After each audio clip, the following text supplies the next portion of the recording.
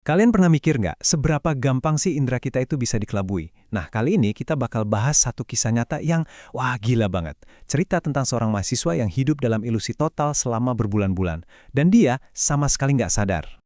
Gimana caranya seorang mahasiswa bisa ngekos di rumah kosong berhantu selama 3 bulan tanpa sadar? Kedengarannya mustahil banget kan? Masa iya sih ada orang nggak nyadar kalau tempat tinggalnya itu udah jadi reruntuhan? Oke, kita langsung aja bedah kisahnya Ferry. Oke, jadi cerita ini tuh berawal dari sesuatu yang, ya relate banget lah sama banyak mahasiswa perantau. Apalagi kalau bukan nyari kos-kosan. Apalagi di kota besar, nyari yang cocok dan harganya pas itu kan perjuangan. Jadi di bulan Mei 2008, ada mahasiswa namanya Ferry. Dia baru pindah ke Jakarta, butuh banget tempat tinggal dekat kampusnya. Udah seharian muter-muter nyari, nggak dapet-dapet. Sampai akhirnya, dia nemu satu rumah gede, 2 lantai, ada pelang tulisannya, terima kos pria. Wah, rasanya kayak nemu oase di padang pasir. Beruntung banget. Pas dia ketok pintu, yang nyambut itu seorang ibu-ibu tua. Kelihatannya sih ramah ya, tapi ada yang ganjil. Cara ngomongnya itu formal dan kaku banget. Coba deh bayangin, si ibu ini bilang, "Iya, selamat malam. Kami masih punya 3 kamar kosong, silakan masuk." Aneh kan? Siapa coba yang ngomong seformal itu buat nawarin kosan? Nah, ini nih, red flag pertama yang halus banget. Buat Ferry, rumah ini tuh udah kayak jackpot. Ruang tamunya gede, perabotannya lengkap, bahkan ada lukisan keluarga besar yang megah gitu. Ibu kosnya juga kelihatan baik. Kamar dapat di lantai 2, dapur sama tempat nyuci juga ada. Semuanya kelihatan normal, bahkan sempurna. Tapi, ada satu aturan aneh. Si ibu kos cuma ngasih satu peraturan. Tapi, peraturannya ini harga mati. Dia bilang, jangan pernah membuka kamar pertama di lantai 2, selamanya. Wah, ini sebuah larangan yang tanpa Ferry sadar sedikit pun, bakal jadi kunci dari semua mimpi buruk yang bakal dialamin. Awalnya, Ferry cuek aja. Mungkin dia mikir, wajar lah, tempat baru lagi adaptasi. Tapi, keanehan-keanehan kecil ini mulai muncul satu persatu. Numpuk sampai akhirnya ilusi kosan sempurnanya ini mulai goyah. Dan gangguannya ini eskalasinya cepet banget. Mulai dari hal yang cuma aneh, kayak ada bapak-bapak yang sama muncul tiap hari di jalan minta rokok. Terus, makin horor. Tiba-tiba, di meja makan ada hidangan lengkap buat 4 orang. Dan besok paginya, hilang gitu aja. Gak lama, dari dalam kamarnya sendiri, dia dengar suara cakaran yang kenceng banget sepanjang malam. Sampai puncaknya, dia ketemu langsung sama pocong di tempat cuci baju. Nah, suatu hari sepupunya, Yuliana, datang main. Dan ini langsung ngerasain ada yang gak beres. Dia langsung bilang ke Ferry, "Ini rumah kosong, Fer." Jelas banget ngomongnya. Tapi apa reaksi Ferry? Dia sama sekali gak percaya. Dia udah terlalu dalam terperangkap di ilusinya sendiri. Dan yang paling penting, ini bukan cuma soal diliatin hantu. Teror ini punya dampak fisik yang nyata. Gak lama setelah pulang dari kosan Ferry, sepupunya itu ngalamin kecelakaan motor parah. Katanya sih gara-gara diganggu sosok cewek. Sementara itu Ferry sendiri, badannya mulai aneh. Muncul ruam-ruam kulit yang gatal dan sakit banget. Seakan-akan ada sesuatu di rumah itu yang secara fisik meracuni dia. Udah berbulan-bulan diteror, badannya makin sakit-sakitan, Ferry akhirnya sampai di batas kesabarannya. Dia udah gak tahan lagi. Dia tahu dia harus cari jawaban. Dan dia tahu persis di mana harus mencarinya. Jadi, si ibu kos ini udah beberapa lama gak kelihatan batang hidungnya. Terus suatu hari, Ferry nyium bau melati yang wangi tapi nyengat banget dari arah kamar terlarang itu. Nah, campuran antara rasa penasaran, curiga, sama takut akhirnya bikin dia nekat ngelakuin satu hal yang dilarang keras.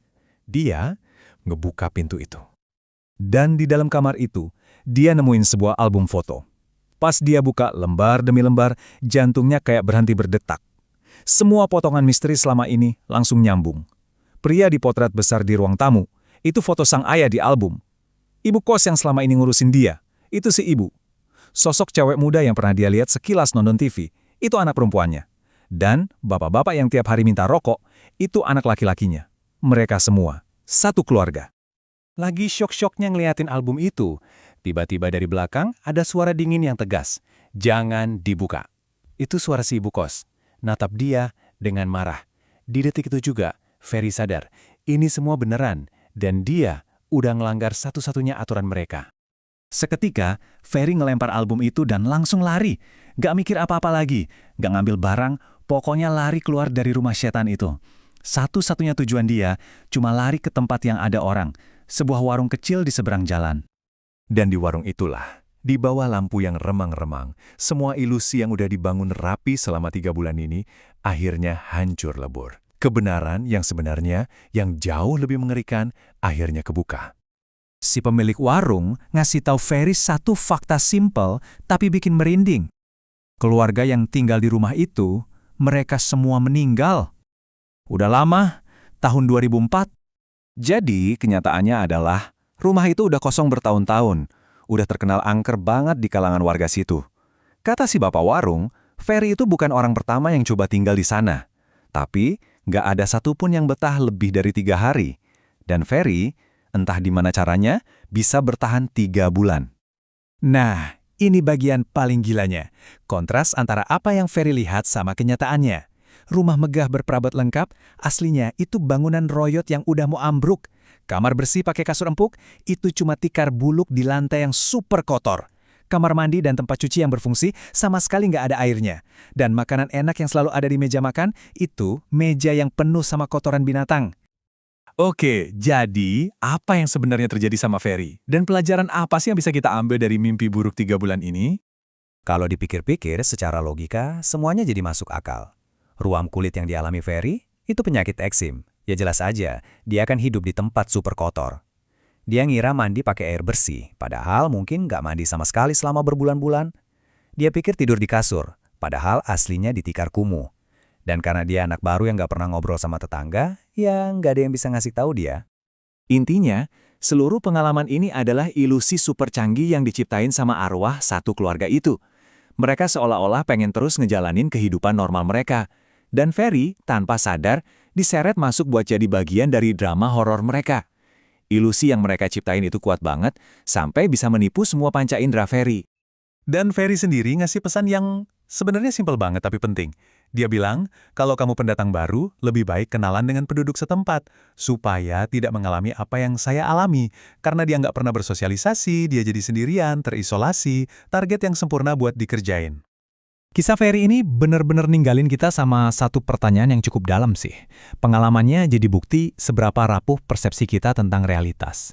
Jadi, kalau mata, telinga, dan semua indera kita bisa ditipu habis-habisan kayak gitu, gimana kita bisa yakin kalau yang kita alami sekarang itu benar-benar nyata?